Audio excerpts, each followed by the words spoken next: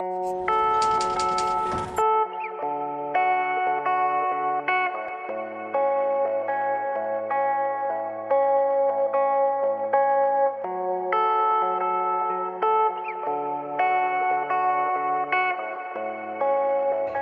journaux que je lis, donc les journaux scandinaves, ont déjà beaucoup plus couvert cette élection.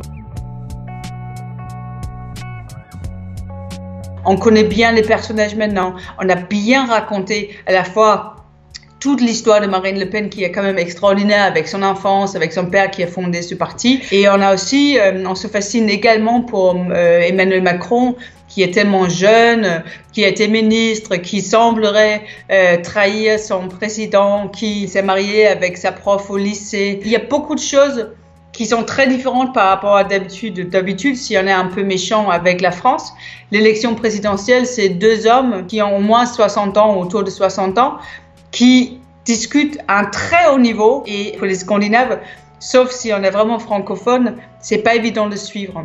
Là où on a vu l'intérêt véritablement ressurgir, et on va dire même s'élever encore au cours de cette campagne-là de 2017,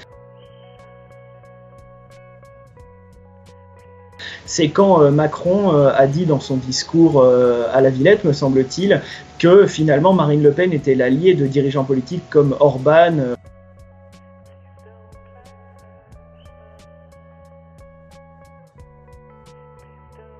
ou Kaczynski en Pologne, ou bien Donald Trump par exemple. Et là, véritablement, dans la presse hongroise, ça a été l'explosion, puisque clairement, on a assimilé, en tout cas, Marine Le Pen, disons, à la candidate dite préférée d'Orban, même si Orban ne s'est pas exprimé publiquement en disant qu'il faudrait, ou en tout cas qu'il soutenait Marine Le Pen.